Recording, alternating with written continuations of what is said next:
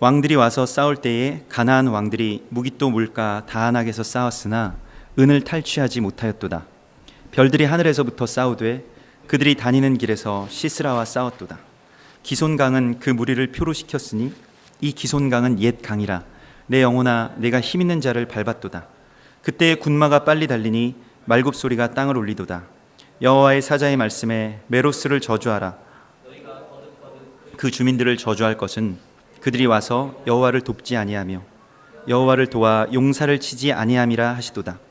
겐사람 헤벨의 아내 야엘은 다른 여인들보다 복을 받을 것이니 장막에 있는 여인들보다 더욱 복을 받을 것이로다.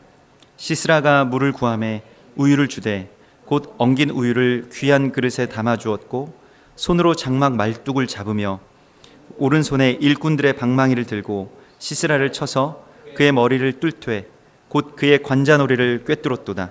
그가 그의 발 앞에 구부러지며 엎드러지고 쓰러졌고 그의 발 앞에 구부러져서 엎드려져서 그 구부러진 곳에서 엎드려져 죽었도다. 아멘. 이 사사기서 5장의 이 드보라의 노래는 마지막 때에 대한 예언, 그러니까 그 단순한 어떤 전승가가 아니고 이 시스라의 군대를 패한 그 시스라의 군대를 대적한 이 마지막 때 그 아마겟돈 전쟁을 배경으로 하여서 이 사사기에서 그 마치 어떤 요한계시록의 노래와 같은 노래들을 그 선포하고 있습니다. 그래서 이것은 그 시면서 노래이기 때문에 해석이 그냥 단순한 어떤 그 문장을 가지고서는 이해하기가 어렵고, 먼저는 이 배경이라고 하는 것이 이 아마겟돈, 이 무깃도 물가라고 하는 것은 아마겟돈을 말하는 것이거든요. 그래서 그 아마겟돈 전쟁, 그리고 마지막 때의 적 그리스도를 상징하는 그 시스라를 그 죽인, 그 시스라를 그렇게 쓰러뜨린 그러한 이방 여인인 이 야엘의 사건과 같이 이것을 연결하여서 보아야 됩니다. 그래서 그런 관점으로 우리가 그 지난주까지 함께 이 사사기서 5장의 이 드보라의 노래를 나눴는데요. 아주 놀라운 그 하나님의 예언들이 이곳에 그 펼쳐져 있습니다.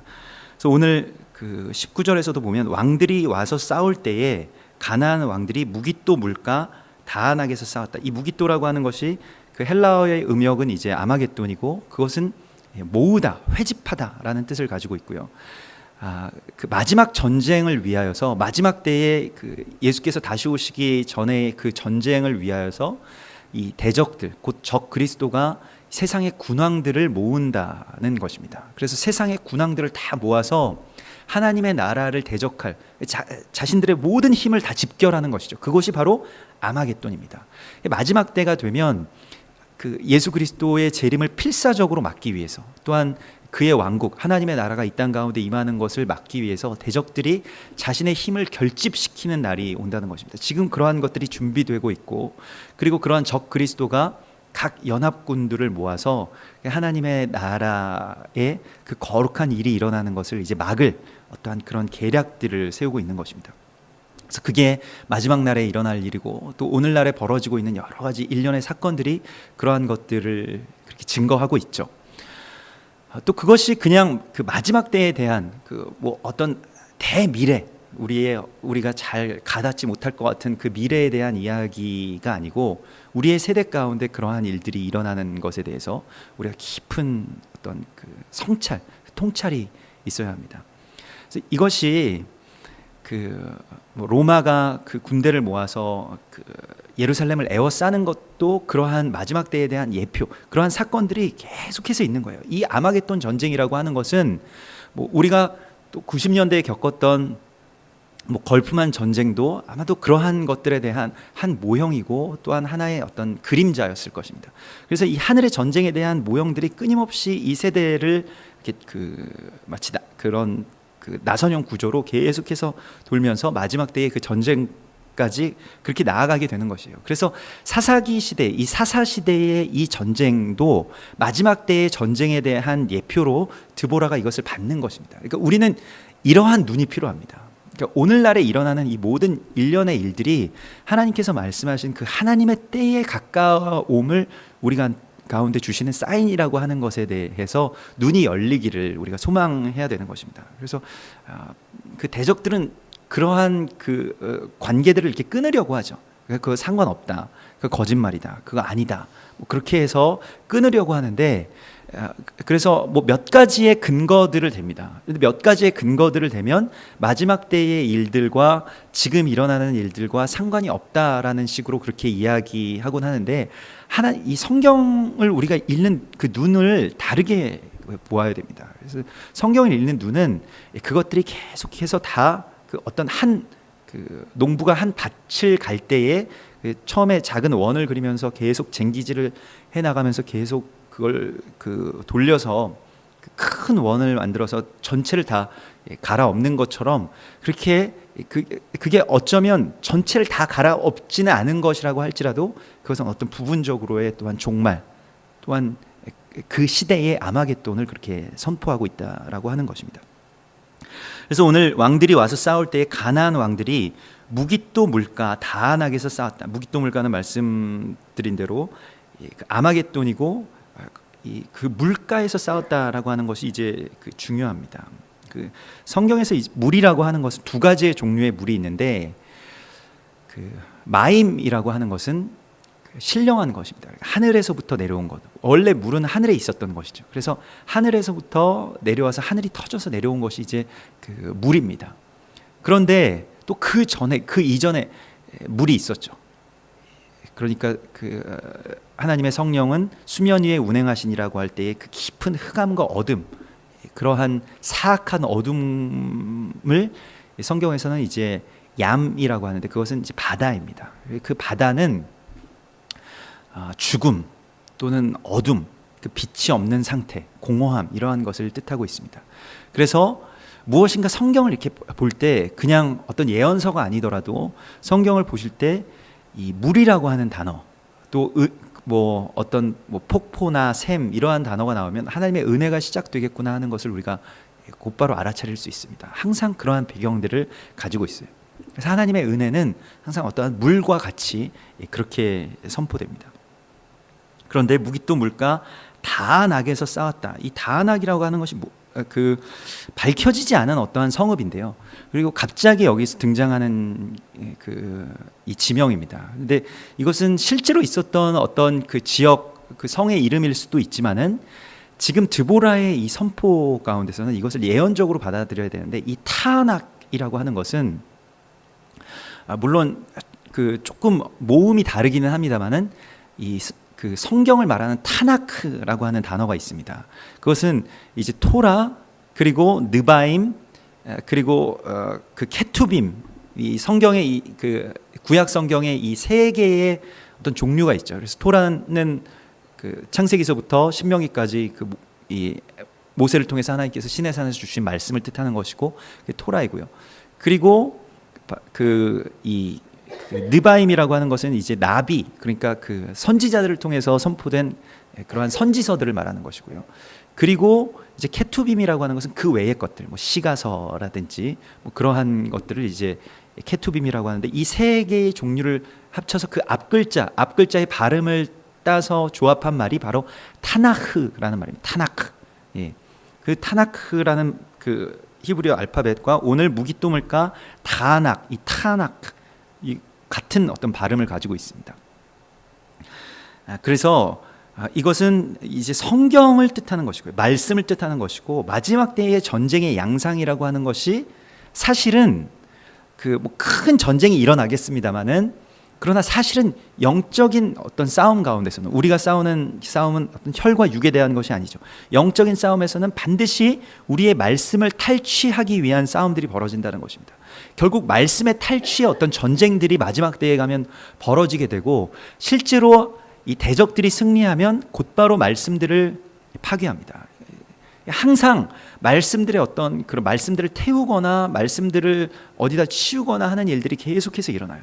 적 그리스도의 영이 있는 곳에는 항상 말씀의 소멸의 지점들이 있습니다. 그래서 우리가 그 유대인들 학살했던 그러한 기록들을 이렇게 보면서 또 이 홀로코스트 박물관이나 뭐 그런 기념관 또 뭐 예루살렘에 있는 야드바셴 같은 데 가보면 항상 유대인들 끌고 가면서 하는 일들이 있어요. 나치가.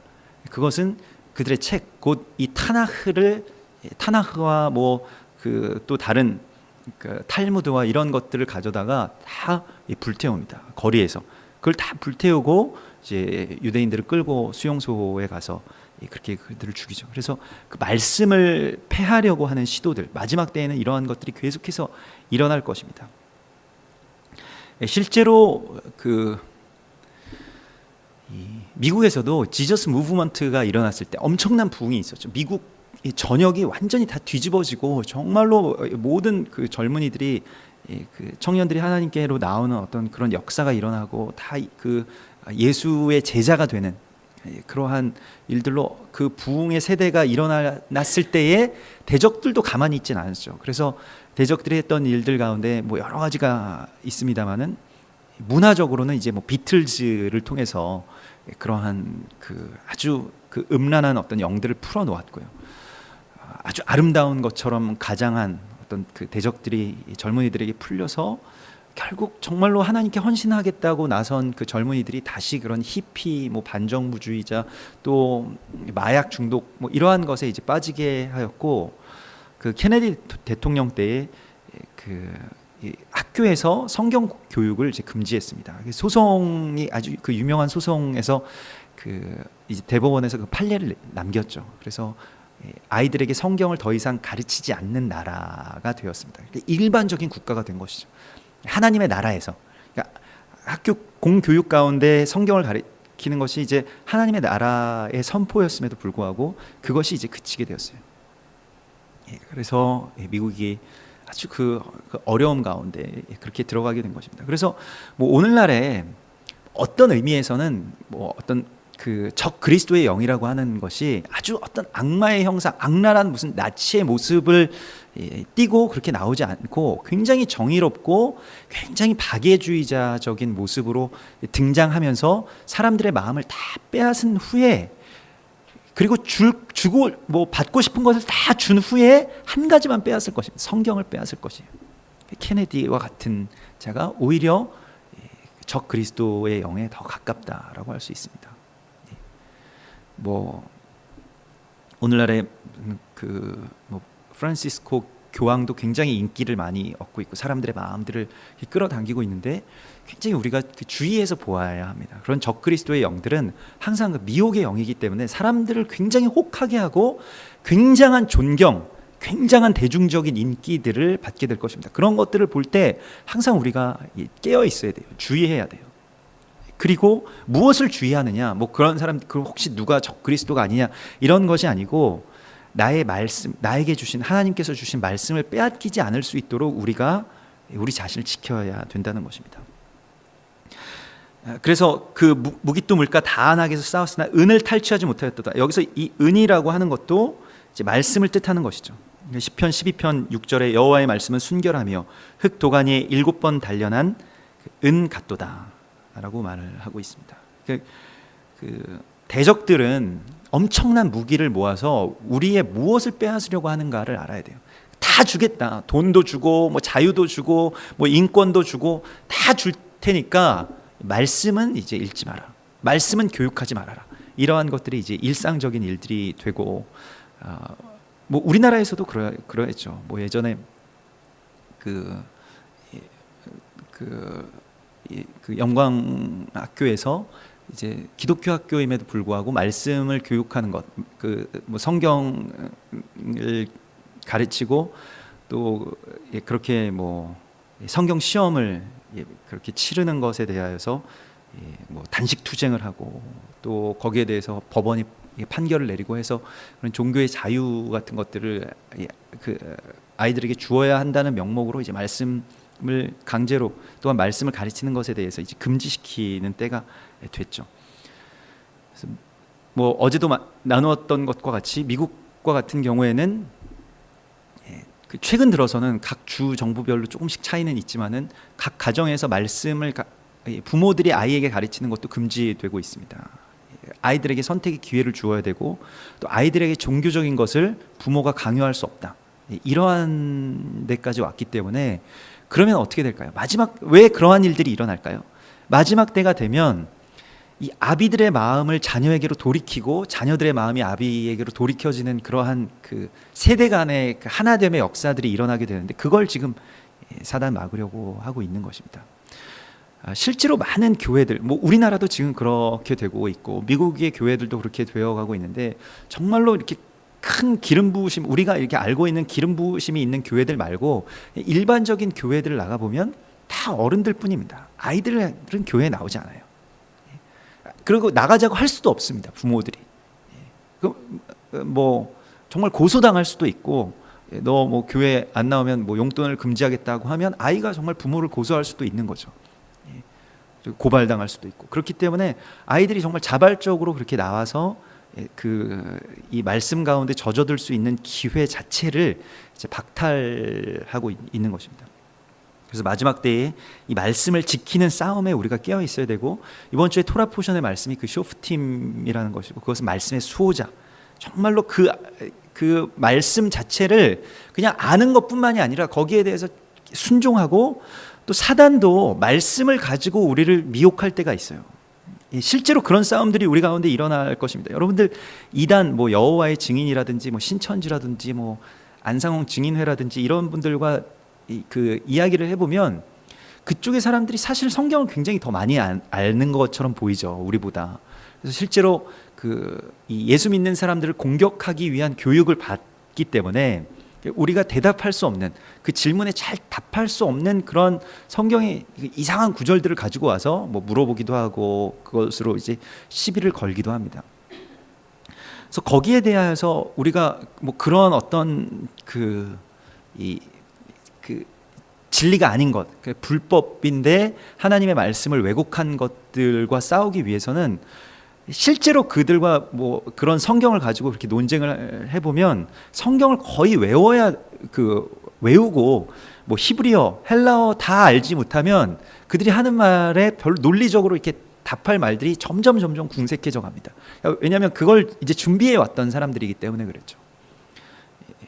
그래서 예전에 한번 어떤 지하철역에서 그런 분과 한번 한참 동안 얘기를 나눈 적이 있었는데요. 뭐 그렇게 얘기를 해서 그냥 다 들어줬습니다. 뭐 하시는 말들이 궁금하기도 하고, 그래서 다 이렇게 들어줬는데, 그때 이제 제가 뭐 신학교 때 이 성경을 그렇게 막 많이 읽던 때이기 때문에 성경이 온통 다, 그래서 제가 그게 아닙니다라고 성경을 이렇게 딱 펼쳤을 때 성경이 온통 다 막 형광펜으로 완전히 다 처음부터 창세기부터 계시록까지 쫙 다 쳐져 있으니까 이 사람이 겁을 먹은 거예요. 그래서 당신은 사실 뭐 하는 사람이냐고 제가 순진하게 계속 듣고 있었더니, 그래서 아니 그냥 저도 성경을 공부합니다라고 말씀드리면서 왜 아닌지에 대해서 말씀을 해드리죠라고 이렇게 얘기했는데 뭐 쭈뼛쭈뼛 거리더니 이제 그냥 가시더라고요. 근데 마지막 때가 되면 오히려 우리가 가지고 있는 어떤 말씀의 지식들을 또한 대적하기 위한 어떠한 뭐 새로운 어떤 지식이다, 아니면 뭐 우리가 지금까지 잘못 알고 있었다라고 하는 식으로 우리를 굉장히 공격하는 어떤 사단의 미혹들이 있을 것입니다.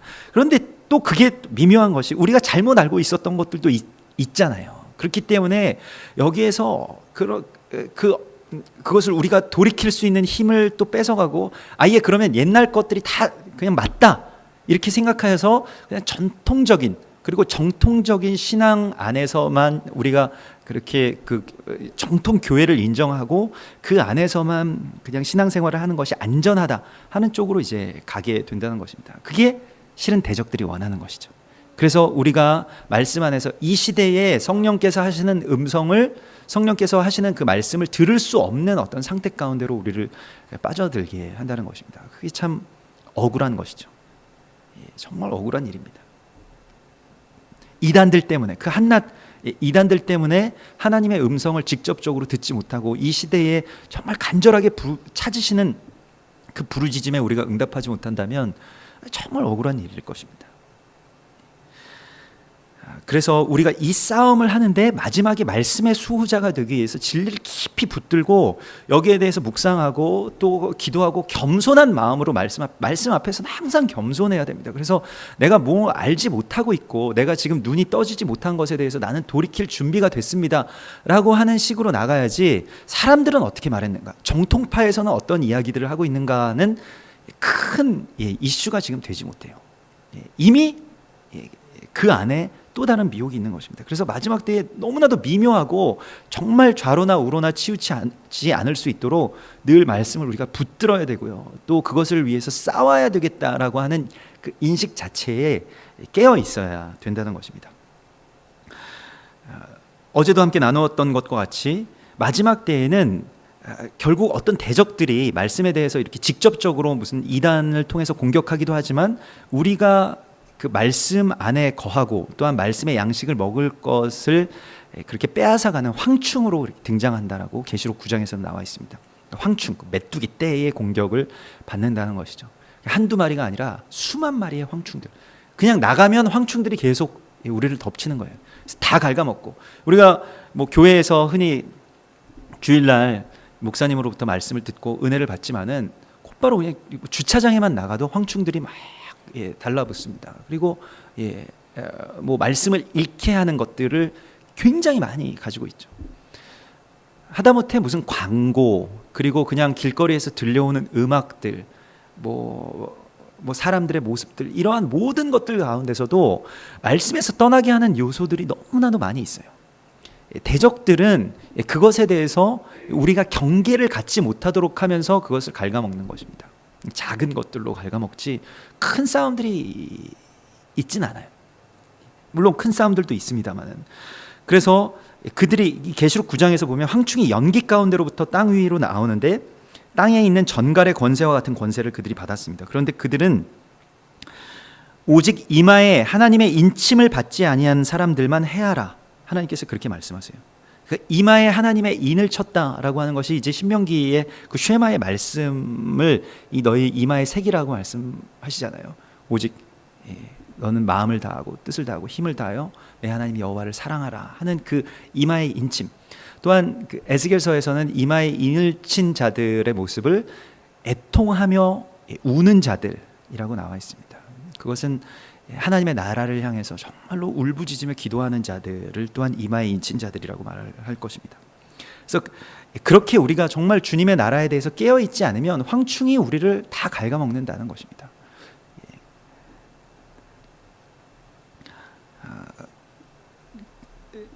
그래서 그러한 싸움들이 나고 20절에 별들이 하늘에서부터 싸우되 그들이 다니는 길에서 시스라와 싸웠도다, 이렇게 나와 있습니다. 시스라는 말씀드린 대로 모든 군대의 집합 또는 그 대적들의 어떤 전열을 그렇게 배치하는 자, 그러니까 적 그리스도의 영을 말하는데요. 그 별들이 싸움, 별들이 그들이 다니는 길에서 싸웠다라고 하는 것, 이 별들이라고 하는 것이 무엇일까요? 이 별들이라고 하는 것이 이제 그 대적들의 영과 하늘의 전쟁을 말하고 있는 것입니다. 이 별이라고 하는 것이. 그래서 그 계시록 16장에 보면 이 아마겟돈 전쟁에 대하여서 그 온 천하 왕들에게 가서 곧 전능하신 이의 큰 날에 있을 전쟁을 위하여 그들을 모았다. 그래서 그 아마겟돈으로 이제 무깃도로 모았다라는 것이고요. 그리고 그 하늘에 전쟁이 있으니 미가엘과 그의 사자들이 용과 더불어 싸웠다. 이게 계시록 12장의 말씀입니다. 그래서 용과 그의 사자들도 싸운다는 것이죠. 그래서 이기지 못하여 다시 하늘에서 그들이 있을 곳을 얻지 못한지라. 하늘에 큰 싸움들이 있게 될 것이라고 말씀하고 있고요. 별들이라고 하는 것은 이제 그 대적들의 영, 그러니까 사단, 이 타락한 천사의 이름을 바로 별이라고 하죠. 이사야서 14장 12절에 너 아침의 아들 계명성이여, 이렇게 나옵니다. 이 계명성은 새벽별을 말하는 것인데요. 그 뭐 계명성이라고도 하고 새벽별이라고도 하고, 그것을 이제 그 뭐 영어로는 이제 모닝스타이고요. 그리고 그것이 원래는 하나님의 것인데 대적이 그 이름을 취했다라고 말하고 있습니다. 그래서 어찌 그리 하늘에서 떨어졌으며 너 열국을 엎은 자여 어찌 그리 땅에 찍혔는고, 내가 내 마음에 이르기를 내가 하늘에 올라 하나님의 뭇별 위에 내 자리를 높이리라. 내가 북극 지폐의 산 위에 앉으리라. 그래서 그 계명성에 대한 이야기가 나오는데요. 이 계명성의 다른 이름은 금성이고요.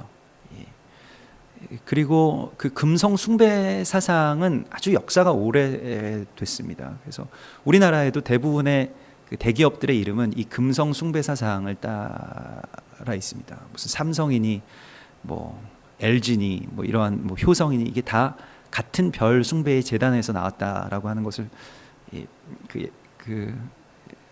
우리가 뭐 알고 있습니다. 그래서 그 별 재단 그 재벌가의 어떤 총수들 그 창립주들이 다 그 한 재단의 그 재단 그 중심으로 해서 그 마을 그 세 개의 마을 가운데서 다 나왔고요. 실제로 뭐 재벌가들의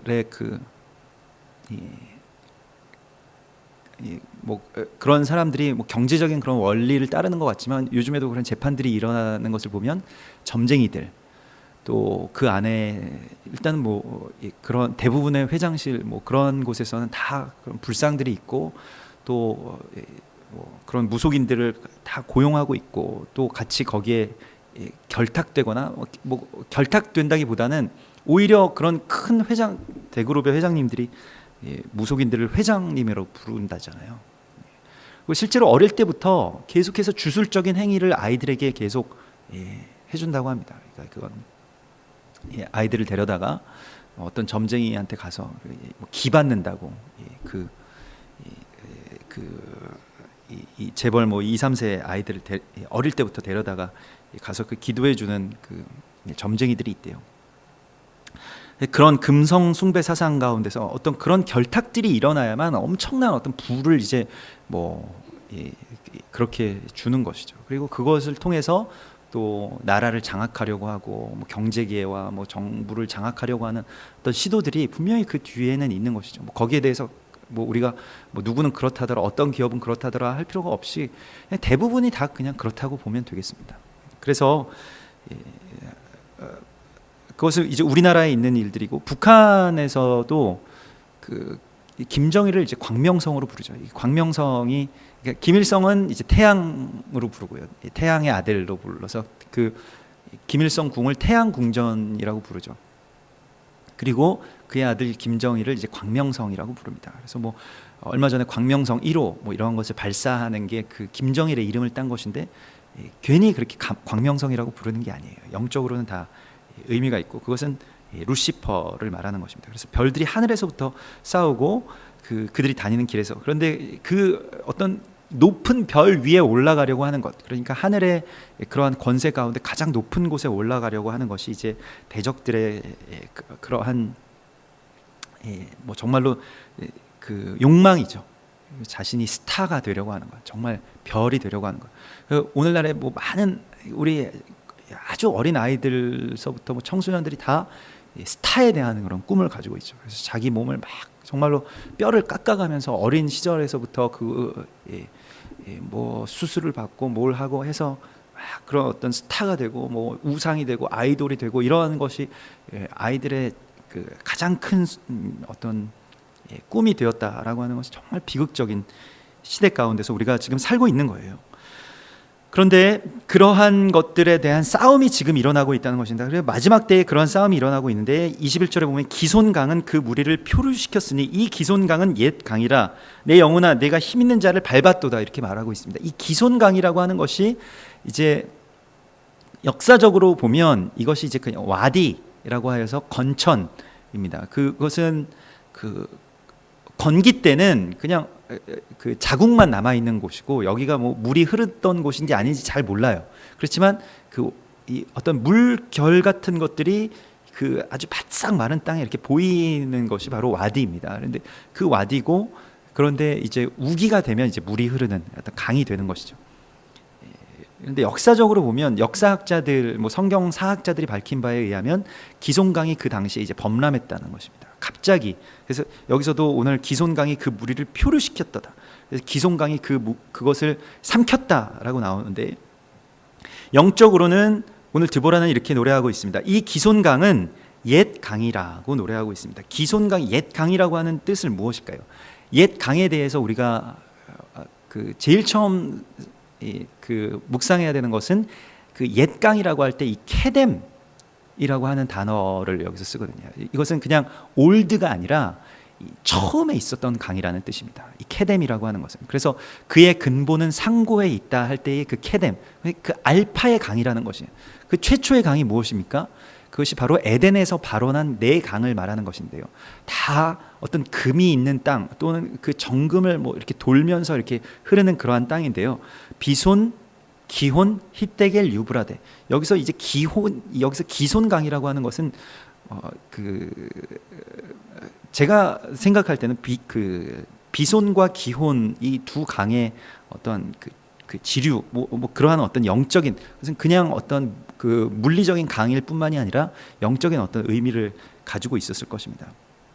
그래서 그 이 두 강은 특히 이 정금들이 있는 땅을 이렇게 흐르게 되어 있고, 또한 어둠들이 있는 이 기혼이라고 하는 것은 나중에 이제 예루살렘에도 기혼 샘이 있고 기혼 강이 있는데, 그러한 것들을 이제 그 뜻하는 것이고, 어둠이 있는 땅을 이제 하나님의 말씀의 강으로 이렇게 흐르는 것에 대해서 이렇게 말씀하고 있습니다. 그래서 창세기 2장에 있는 그 상고의 강, 그러니까 이 케뎀의 강을 말하는 것이고요. 이 케뎀 하르라고 하는 것은 이제 그 최초의 강들을 말하고 있습니다. 그래서 그것이 무엇이냐? 그것이 곧 말씀이라는 것이죠. 예레미야 6장 16절에 여호와께서 이와 같이 말씀하시되 너희는 길에 서서 보며 옛적 길, 곧 선한 길이 어디인지 알아보고 그리로 가라. 너희 심령이 평강을 얻으리라. 그것이 바로 옛 강이고요. 그 옛 강이라고 하는 것이 결국에는 토라의 말씀, 그 말씀의 어떤 원류들을 또한 뜻할 것입니다. 그래서 이러한 그 일들, 이러한 강이 결국에는 대적들을 삼킨다는 것이에요. 말씀으로 삼키는 것입니다. 말씀으로 이기는 것이고요. 마지막 때의 전쟁에서 우리가 승리할 수 있는 방법은 말씀으로 그들을 삼키는 것 외에는 없습니다. 철병거 900승을 가지고 있는데 우리가 칼 들고 나가서 싸운다고 한들 이길 수 있을까요? 너희가 사자들과 더불어 싸우겠느냐? 성경에서 말씀하고 있죠. 엄청난 핍박과 무슨 뭐 세계정부 666 베리칩 이런 거 안 받을 수 있을까요? 지금 뭐 예전에 흔히 그런 종말론자들이 주장하던 것처럼 그 무슨 그런 마귀의 표가 그 바코드다라고 하는데, 바코드를 요즘에 안 쓰는 사람들이 어디 있습니까? 다 쓰잖아요. 안 쓰고는 살아갈 수가 없잖아요. 그래서 바코드를 받지 말자 이렇게 이야기하는 교회가 실제로 없습니다. 왜냐하면 다 쓸 수밖에 없기 때문에. 이미 다 거기에 그냥 뭐 그게 만약에 맞든 틀리든 뭐 그게 아니었다라고 하고 찜찜한데 뭐 아닐지도 모른다라고 하고 그렇게 넘어가는 것이 아니라, 대적들과 싸우는 방법은 대적들을 많이 알아가는 것이 아니라 말씀 안에 우리가 그냥 거하는 것입니다. 그리고 그러한 것들이 다 우리 가운데로 막 들어와도 그냥 잠잠히 있다가 하나님의 그 강, 말씀의 강이 흐르도록 하면 그들이 삼켜지는 것이에요. 이 전략을 우리가 배워야 됩니다. 이 아마겟돈의 전쟁의 전략을 우리가 배워야지, 그들의 방법을 우리가 간파하고 뭐 그들이 뭐 너희 그러면 이렇게 철병거를 900개를 만들었지, 그걸 알아서 그럼 어떻게 하겠다는 거예요? 그걸 어떻게 싸워서 대적을 하겠다는 겁니까? 그래서 오늘도 그 말씀을 이렇게 우리 가운데 명령하고 있습니다. 이것은 명령문인데요. 내 영혼아, 내가 힘 있는 자를 밟았도다. 여기서 이제 그 번역본마다 약간의 차이는 있는데, 직역하면 내 영혼아, 내가 이 티드레키라고 하는 것은 명령형으로 나와 있는데, 내 영혼아 힘차게 진군하라, 힘차게 그들을 향해서 흐르라, 이렇게 되어 있습니다.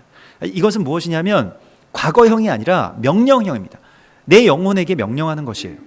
그들을 향해서 이 생수의 강을 흘려보내라. 그러니까 그 생수의 강의 흐름을 우리가 터지도록, 그렇게 우리의 영혼 가운데 그러한 돌파가 일어나야 되는 것입니다. 대적들에 대해서 많이 안다라고 해서 그 사자에 대해서 연구한다고 해서 사자랑 싸워서 이길 수 있을까요? 없습니다. 하나님께서 우리에게 주신 메시지는 그 강을 흐르게 하라는 것이에요.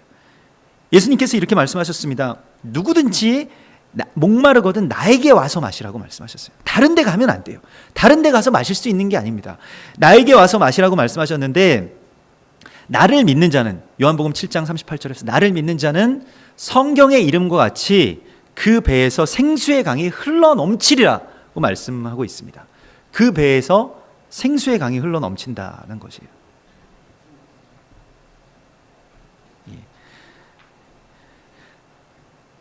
그러니까 생수의 강이 에덴에서부터 발원해서 우리가 에덴의 근원을 찾아가야 되는 것이 아니라 이 옛 강은 어디에 흐르고 있느냐? 내 영혼 안에 흐르고 있다는 것입니다. 이미 우리의 영혼 안에는 이러한 옛 강이 흐르고 있어요. 하나님께서 창세 전에 디자인해 놓으신 것입니다. 그렇기 때문에 우리가 예수 그리스도를 부르고 예수 그리스도를 예배하고 영과 진리 안에서 깊이 주님께로 나아가게 되면 우리가 예전에 밖에서 찾으려고 했던 어떤 물들, 밖에서 찾으려고 했기 때문에 계속 목이 마른 것인데 내 안에서 그 흐름들이 이제 시작이 되는 것을 발견하게 됩니다. 그래서 사마리아 여인이 그 물을 알았을 때, 그 물을 깨닫게 됐을 때, 그 물이 밖에 있는 이 우물에 있는 것도 아니고 누구에게 있는 것도 아니고 여기에 있는 것도 아니고 저기에 있는 것도 아니고 이게 내 안에 있구나. 예배하는 자는 영과 진리로 예배할지니라고 할 때 그 영과 진리가 저 밖에 어떤 목사님에게 아니면 어떤 선생님에게 있는 것이 아니라 예수님이 앞에 있음에도 불구하고 사마리아인이 깨달은 거예요. 이게 뭔가 영과 진리의 예배가 내 안에서 흐르는구나. 그래서 물동이를 버려두고 예수님 여기 그냥 두고 그리고 마을로 들어가서 그들에게 전한 것입니다.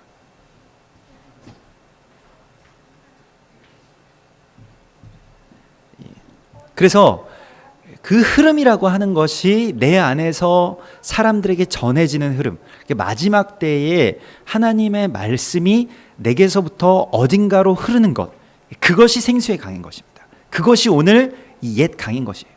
말씀을 많이 아는 것으로는 부족합니다. 말씀이 내 안에서 흘러가야 돼요. 그게 꼭 내가 그러면 말씀을 오늘부터 열심히 공부해서 그 말씀을 내가 사람들에게 가르쳐야 되겠다. 이것도 맞습니다만은 말씀이 내 안에 들어와서 꼭 말씀으로만 흐르는 것이 아닙니다. 비손, 그거 그냥 한 강의 이름일 뿐이죠. 비손, 기온, 히데길, 유브라데는 내 안에 말씀이 들어와서 그게 사랑으로 흐를 수도 있고 그게 순종으로 흘러갈 수도 있고 그게 정말로 헌신, 물질에 대한 헌신으로 흘러갈 수도 있고 그게 정말 말씀에 대한 선포로 흘러갈 수도 있는 것입니다. 이것을 꼭 그러면 우리가 말씀이 우리 안에 흘러야 된다라고 해서 그렇게 해석해서는 안 되고요. 말씀이 우리 안에 들어오면 반드시 열매를 맺습니다. 마치 물을 부으면 각 그 과실, 실과를 맺을 때에 그 물이 나오는 게 아니잖아요. 열매가 나오는 거잖아요. 우리가 그 물을 흘려 보내는 것은 그건 적당하지 않은 것이죠. 내 안에서 또 어떠한 열매들로 그게 나가게 될 것입니다. 그래서 꼭 말씀 교사가 되라고 성경이 그렇게 말씀하시지 않아요. 그러나 말씀이 우리 가운데 들어오게 되면 그리고 예배 가운데 우리가 정말 영과 진리의 그 예배의 제단이 되면 무엇인가 우리 안에서 열매가 맺혀지게 되고 그걸 전하는 것입니다.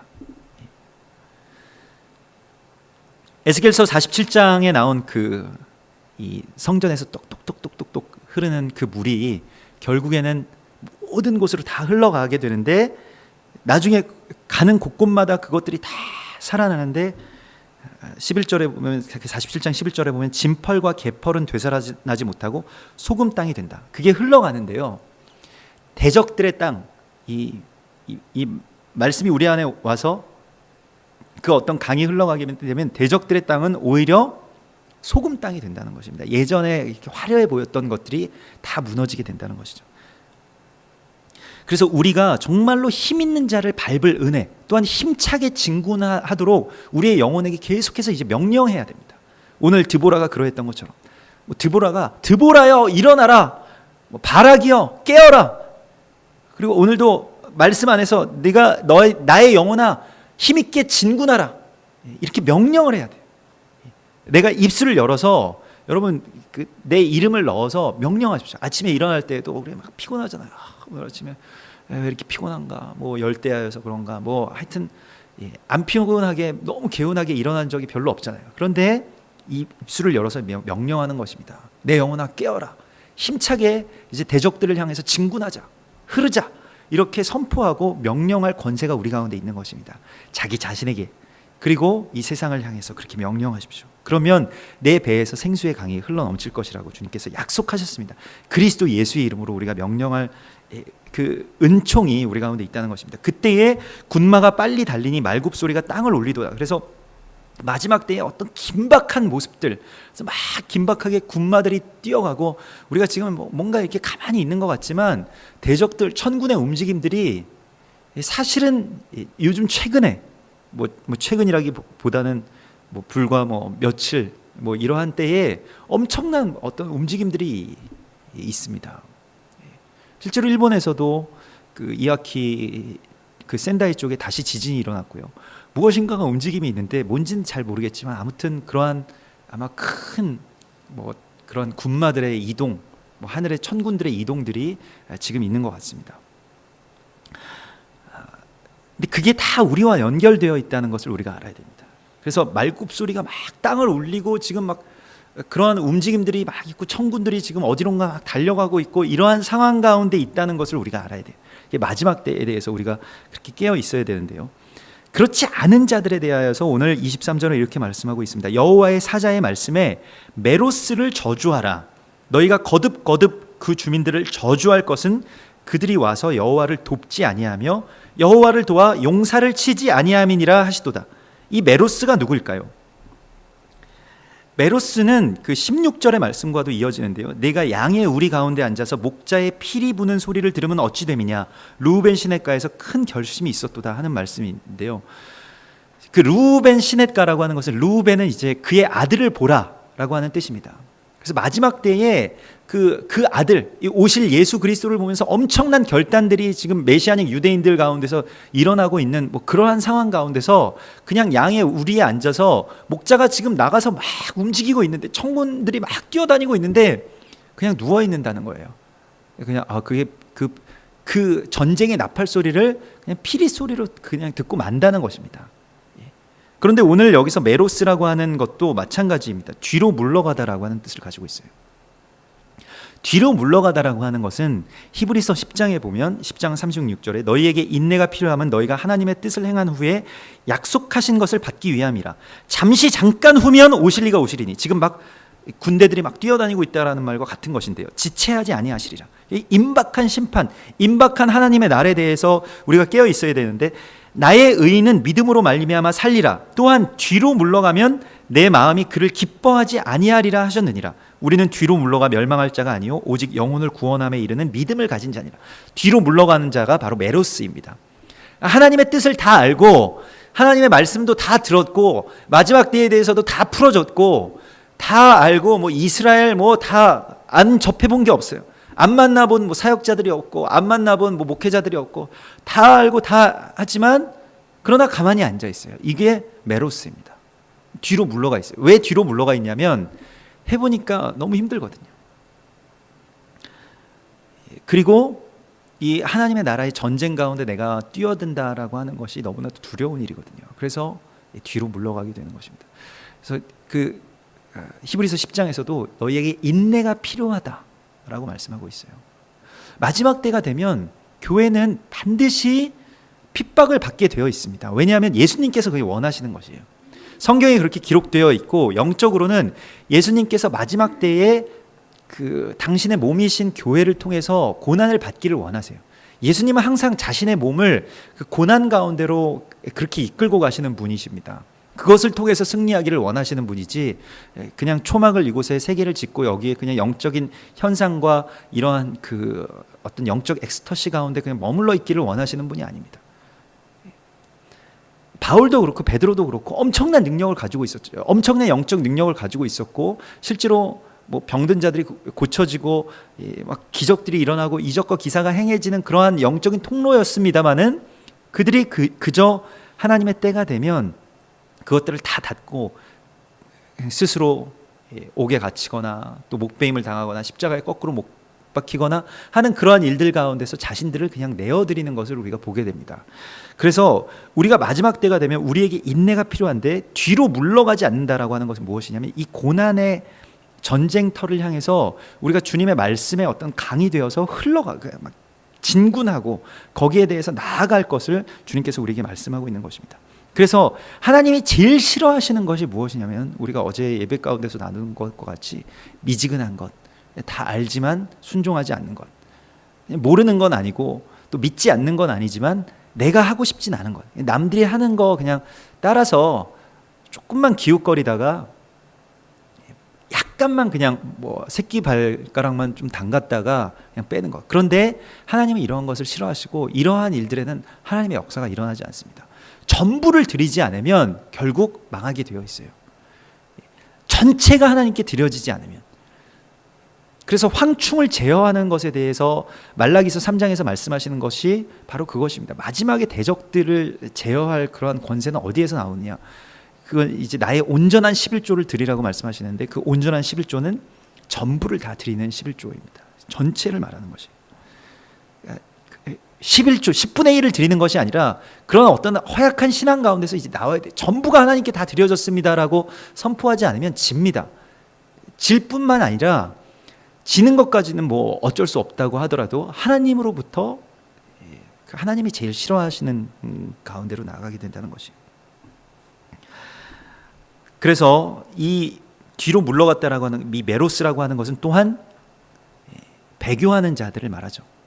마지막 말세가 되면 배교하는 자들이 일어나게 되는데, 주를 돕지 않고 오히려 세상의 것들과 타협하면서 교회를 뭐 지키고 나 자신을 지킨다라고 하는 자들을 말합니다. 반드시 이런 일들이 일어날 거예요. 이것에 대해서 뭐 여러 가지 혐의를 다른 사람들에게 뭐 다른 교단에 씌울 생각은 없습니다만은, 반드시 우리가 또 한 번의 그 선택의 심판의 보좌 앞에 서게 될 것입니다. 예전에 일제시대 때 한국 교회가 그 앞에 섰던 것처럼 신사참배를 하겠느냐, 아니면 신사참배를 해서 교회를 지키겠느냐, 아니면 신사참배를 안 하고 죽고 가족들과 교인들을 다 일본 정부에 넘겨주겠느냐. 하나님이 다시 한번 기회를 주실 거예요. 우리에게, 교회에게 다시 한번 그런 선택의 기회를 주신다면 우리가 여기서 뒤로 물러가지 않을 수 있는 믿음을 구해야 될 것입니다. 의지로 되는 게 아니에요. 내 믿음으로 되는 게 아닙니다. 나의 어떤 신앙의 정도로 되지 않습니다. 엄청난 목회자들, 엄청난 그 헌신과 정말 존경할 만한 분들이 다 넘어졌어요.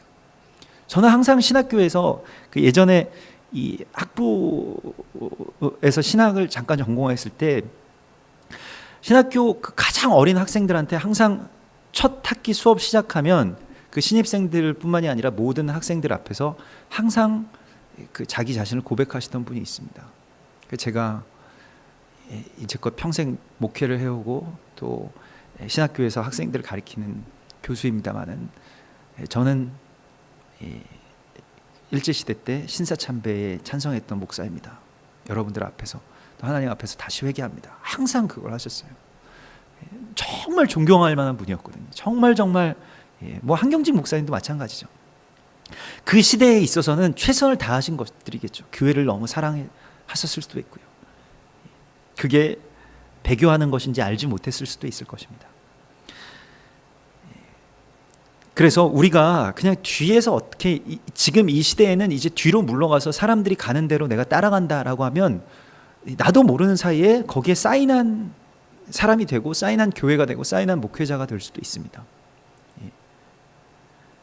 만약에 그래서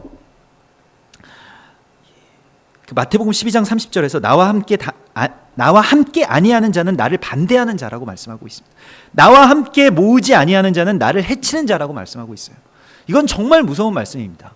우리가 주님을 해치는 자로 설 수도 있다는 거예요. 가만히 있으면 그냥 뒤로 물러가서 어떻게 되는지 좀 관망하다가 나중에 대세를 따라가겠다, 이렇게 되면 이제 결국에는 주님을 공격하는 자리에 나도 모르게 서 있게 됐더라는 것이죠. 이게 사단이 미혹하는 것들입니다.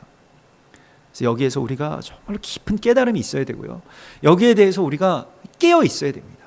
이걸 알아야 된다는 것이 아니라, 우리가 깨어 있는다라고 하는 것은 아주 적극적으로 주님의 나라를 위해서, 주님의 일을 위해서 갈망하고 기대하고 기다려야 합니다. 두려움이 아니라. 그래서 너희가 깨어서 기도하라. 시험에 들지 않게 깨어 기도하라. 나를 위해서 기도해달라. 내가 십자가를 질 수 있도록, 교회가 그 십자가를 거부하지 아니할 수 있도록 기도하라고 말씀하고 있는 것입니다. 이것을 위해서 우리가 기도해야 돼요. 그걸 면하게 해달라고 기도해서는 안 됩니다. 이미 면하게 되는 것은 하나님의 뜻이 아니에요. 교회가 고난에 들어가는 것은 하나님의 뜻입니다. 그러면 그것을 우리가 이길 수 있는 믿음을 달라고 기도해야 되는 것입니다. 우리가 그 심판과 또한 그런 환난과 핍박 가운데서 끝까지 주의 말씀을 지키고 끝까지 우리가 뒤로 물러가지 않도록, 이 메로스가 되지 않도록 우리가 정말로 우리 자신을 지켜달라고 주님께 간절하게 기도해야 됩니다. 내 믿음으로 할 수 없는 일이기 때문에 우리가 오늘도 주님 앞에 겸손하게 엎드려서 주님 제발 저를 지켜주십시오. 저에게 또 우리 교회에 또 한국 교회에 다시 한번 선택의 기회가 온다면 반드시 주님 택하고 죽게 해주십시오. 이 기도를 우리가 늘 해야 됩니다. 이 순교자의 신앙, 자기 자신의 목숨을 다 내어드리지 않으면 결국 우리는 죽게 될 것입니다. 누구든지 나를 위하여 자기 목숨을 지키려고 하면 잃을 것이라고 말씀하고 있습니다. 나를 위하여 자기 목숨을 내어주면 살 것이라고 말씀하고 있습니다. 순교를 위한 기도를 우리가 해야 되겠습니다. 그래서 마지막 때에 정말로 다 같이 나도 그렇고 우리 아이들도 그렇고 우리 교회도 그렇고 교인들도 그렇고 다 정말 하나님의 나라를 위해서 또한 하나님 예수 그리스도의 이름을 위해서 정말로 우리가 그것을 위해서 죽고 천국의 가장 귀한 곳에서 같이 만나자, 이러한 어떤 소망과 또한 그러한 기도를 우리가 드려야 됩니다. 이게 어떤 특별한 아주 위대한 사람들의 어떤 신앙의 이야기여서는 안 돼요. 일반적인 모든 교회가 순교자의 그 신부의 영, 그 순교자의 영을 우리가 받아야 되는 것입니다. 이것을 달라고 기도해야 되고요. 전에도 말씀드렸지만 그 샘물교회 박은조 목사님이 그 아프간에서 순교하신 그 배영규 목사님 그 추도 예배 가운데서 한국 교회에 3,000명의 배영규 목사가 나오기를 소망한다고, 그것은 그냥 그분의 어떤 머리에서 나온 말이 아니라고 저는 믿습니다. 성령께서 한국 교회에게 하신 말씀이고, 만약에 한국 교회에 3,000명의 순교자들이 정말로 3,000명의 배영규 선교사님과 그 목사님과 같은 분들이 나오게 된다면 우리가 다 그와 같이 되기를 소망해야 되지 않겠습니까? 나는 아니었으면 좋겠다. 내 아이들은 아니었으면 좋겠다. 우리 교회에는 그런 사건이 일어나지 않았으면 좋겠다. 이렇게 뒤로 물러가서는 안 되는 것입니다. 우리가 그 3,000명 가운데 만약에 하나님께서 정말 그것을 허락하시고 한국 교회가 그 은혜를 입게 된다면 우리가 그 3,000명 가운데 다 포함되는 주님의 순교자들이 됩시다. 같이 기도하겠습니다.